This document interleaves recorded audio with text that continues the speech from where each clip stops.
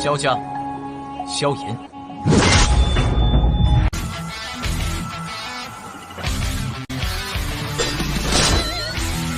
指缝中的光点燃了梦魇，站在云端俯瞰着世界无边。 Selamat datang di channel hiburan netizen.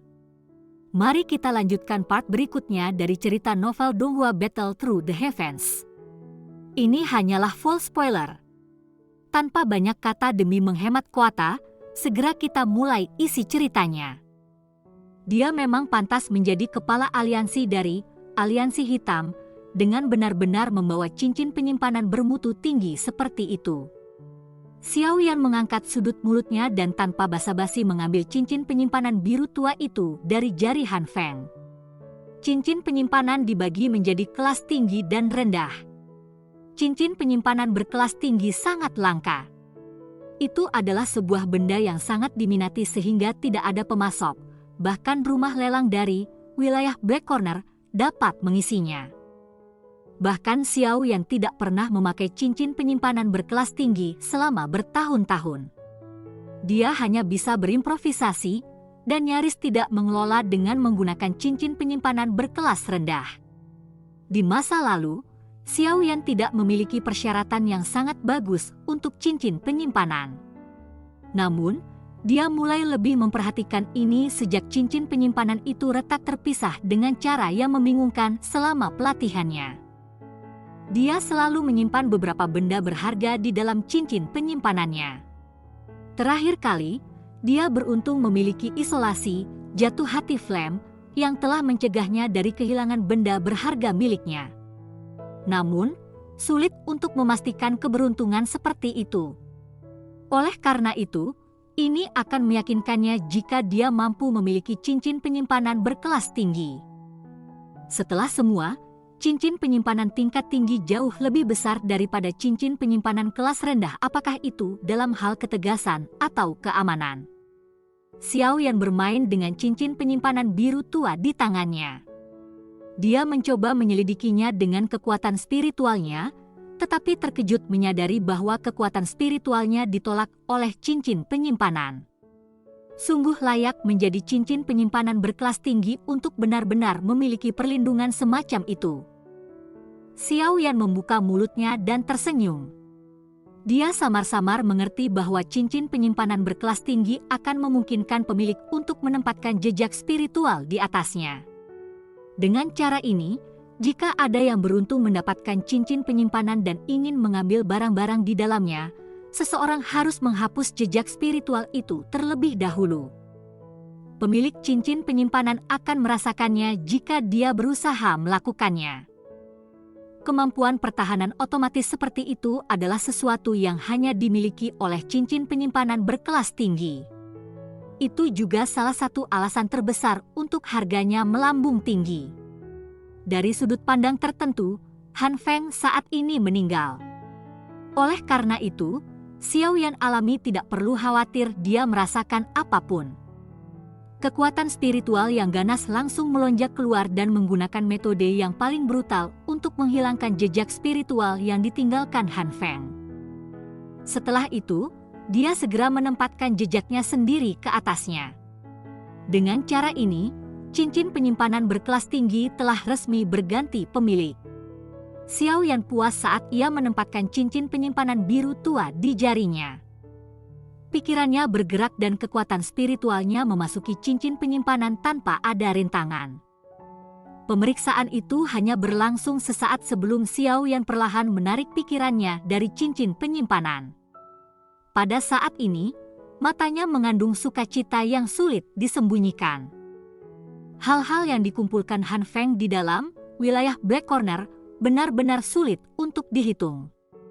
Ada cukup banyak berbagai bahan obat langka yang ada di dalam cincin penyimpanan. Selain itu, ada juga berbagai gulungan yang mengandung metode Qi dan teknik Dou yang ditempatkan secara acak di dalamnya.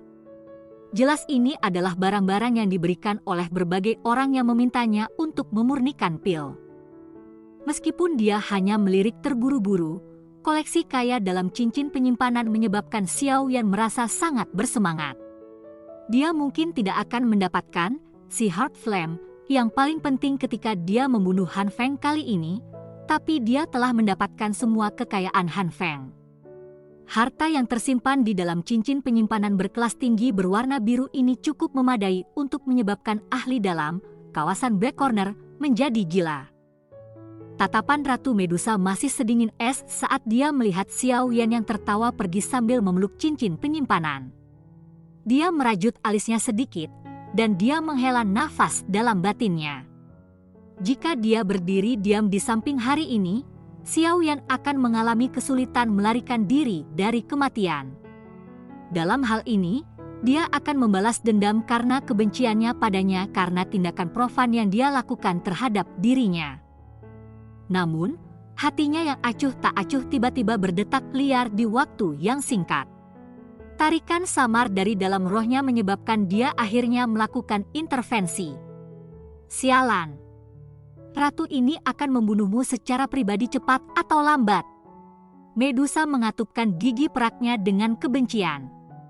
Dia jelas mengerti di dalam hatinya bahwa mengingat karakter lamanya, sepertinya dia akan menambahkan bahan bakar ke api dengan menggeser posisi rantai penyerang sehingga itu lebih fatal. Tidak perlu lagi menyebutkan membantu Xiao Yan. Namun, berbagai keraguan-raguan yang dia rasakan saat ini adalah karena penggabungan kedua roh. Meskipun dia telah mendapatkan kendali mutlak dari tubuh, roh dari Heaven Swallowing Python juga diam-diam mempengaruhinya. Heaven Swallowing Python mengikuti Xiao Yan selama 1 atau 2 tahun dan sudah cukup melekat padanya. Keterikatan semacam itu kurang lebih menyebabkan beberapa perubahan kecil pada Ratu Medusa selama penggabungan roh. Menurut situasi normal, Queen Medusa seharusnya pergi dan kembali ke ras manusia ular di Gurun Tiger Fast sekarang setelah dia bergabung dengan roh Heaven Swallowing Python dan memulihkan kekuatannya. Sekarang, bagaimanapun, dia terus berada di sekitar Xiao Yan. Situasi seperti itu adalah karena pengaruh keterikatan dari Heaven Swallowing Python. Xiao Yan juga merasakan sesuatu ketika tatapan dingin Medusa sedang menatapnya. Dia mengangkat kepalanya dan tersenyum malu. Kakinya mundur beberapa langkah tanpa meninggalkan bekas. Meskipun dia tidak mengerti mengapa orang ini yang sangat ingin membunuhnya akan benar-benar menyelamatkannya, dia masih merasakan ketakutan yang besar untuk Ratu Medusa ini yang terbunuh tanpa berkedip. Ini terutama diberikan karena dia saat ini dalam kondisi terlemahnya di mana dia bahkan tidak memiliki kekuatan untuk melarikan diri. Batuk, itu. Yang mulia, terima kasih banyak karena telah menyelamatkan saya kali ini. Xiao Yan akan mengingat nikmat ini. Saya pasti akan mengembalikannya di masa depan jika saya memiliki kesempatan untuk. Xiao Yan tersenyum canggung di wajah Ratu Medusa yang dingin dan tanpa emosi. Ratu Medusa benar-benar mengabaikan senyum malu Xiao Yan. Tatapannya acuh tak acuh saat dia menatap Xiao Yan. Dia dengan lembut mengencangkan tangannya yang halus dan energi berwarna-warni yang perlahan melonjak. Keringat segera mengisi dahi Xiao Yan saat melihat tindakan Ratu Medusa. Wanita ini memang temperamental. Dia baru saja menyelamatkannya, tapi dia sekarang benar-benar berencana untuk menyerangnya. Suara angin kencang tiba-tiba muncul di langit saat Ratu Medusa melangkah maju. Sosok tua Sukian muncul di depan Xiao Yan. Tatapannya hati-hati melihat Ratu Medusa.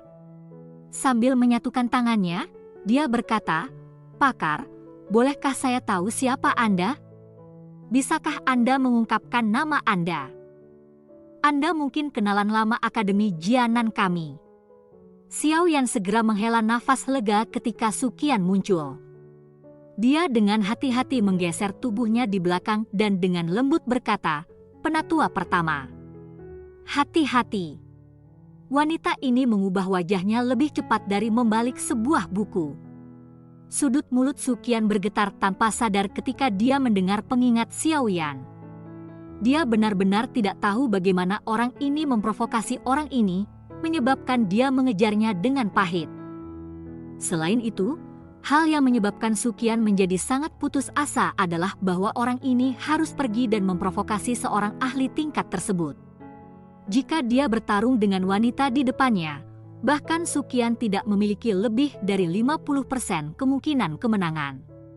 Ini bisa dilihat dari cara pihak lain mengguncang dan memaksa kembali seseorang dari Hall of Souls hanya dengan satu serangan. Ratu Medusa menghentikan langkahnya setelah Soo-kyan muncul. Dia mengabaikan kata-katanya saat pandangannya dengan dingin menatap Xiao Yan. Nadanya dingin sedingin es, Anda hanya dapat membayar kembali hal-hal yang Anda lakukan kepada saya dengan hidup Anda. Ini yang terakhir. Saya pasti tidak akan menunjukkan belas kasihan lagi di lain waktu. Ratu Medusa mengabaikan ekspresi aneh Soo-kyan saat dia berbalik dan berubah menjadi cahaya 7 warna yang mengalir ke langit setelah mengucapkan kata-kata itu. Setelah itu, dia dengan cepat menghilang. Xiao Yan hanya menghapus keringat di dahinya ketika melihat Ratu Medusa pergi. Dia dengan getir menggelengkan kepalanya.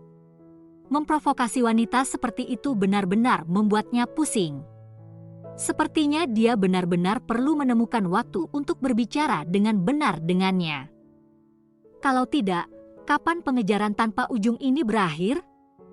Kamu bocah kecil, kamu benar-benar terlalu berani. Namun, saya benar-benar penasaran. Bagaimana Anda berhasil melakukan hal-hal itu kepadanya mengingat kekuatannya? Soo-kyan berbalik dan menatap Xiao Yan dengan mata aneh. Dia menggelengkan kepalanya sambil mengklik lidahnya. Dengan pengalamannya yang luar biasa, ia mampu mendeteksi sesuatu dari kata-kata Ratu Medusa tadi. Kata-kata dari Soo-kyan memprovokasi Xiao Yan dan membuatnya mengeluarkan beberapa batuk yang kuat. Dia menggelengkan kepalanya karena malu. Dia tampaknya tidak punya pilihan lain selain bertindak bingung pada saat seperti itu. Tidak terhormat berbicara tentang memaksa mengambil wanita. Meskipun wanita ini tidak bisa dilihat dengan mata biasa, lupakan itu. Bagaimanapun, Anda harus lebih berhati-hati. Kekuatan wanita ini benar-benar terlalu menakutkan. Bahkan saya tidak punya banyak kesempatan untuk memukulnya. Soo-kyan tidak berdaya ketika dia melihat bahwa Xiao Yan tidak mau mengatakan apa-apa. Dia akhirnya menepuk bahu Xiao Yan dan mengucapkan kata-kata itu. Xiao Yan tersenyum pahit dan mengangguk. Hah? Bukankah ini cincin penyimpanan laut tenang? Anda benar-benar tanpa basa-basi. Saat itu, Han Feng telah melalui pertempuran besar untuk mendapatkan cincin penyimpanan ini.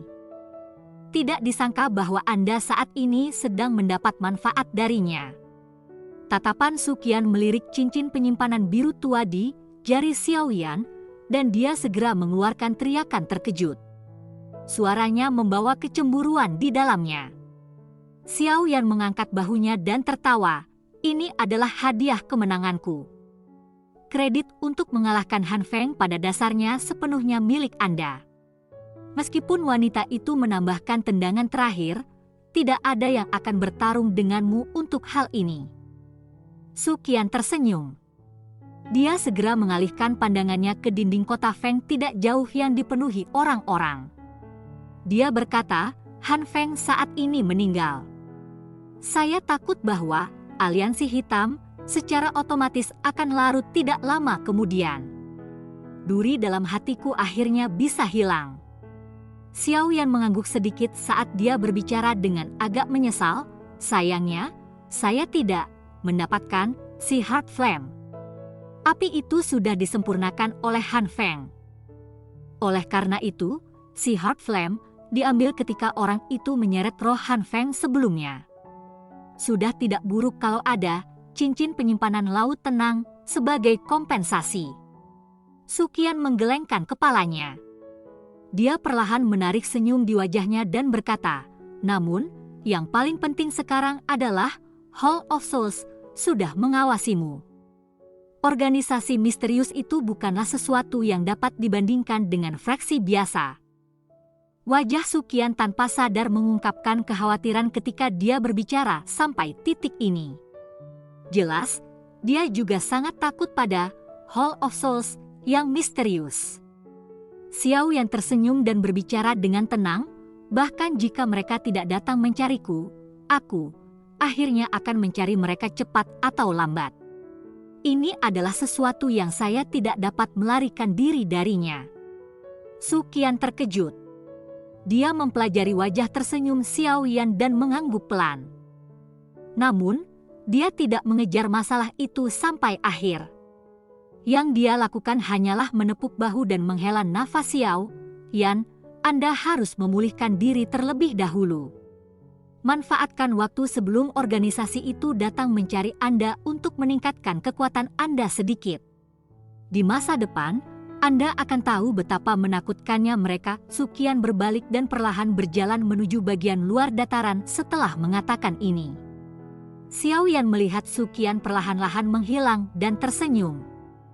Suatu hari di mana dia bertabrakan dengan Hall of Souls adalah sesuatu yang lama dalam harapannya.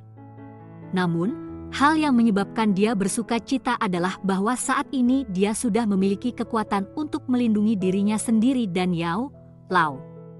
Jika dia berada pada kondisi puncaknya hari ini, dia percaya bahwa dia akan mampu memaksa kembali kabut hitam aneh itu.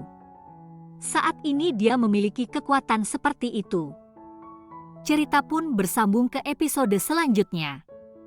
Jangan lupa di like, komen, subscribe dan share-nya ya, biar tambah semangat dan konsisten, dan dapat membantu meningkatkan kultivasi Xiao Yan. Terima kasih.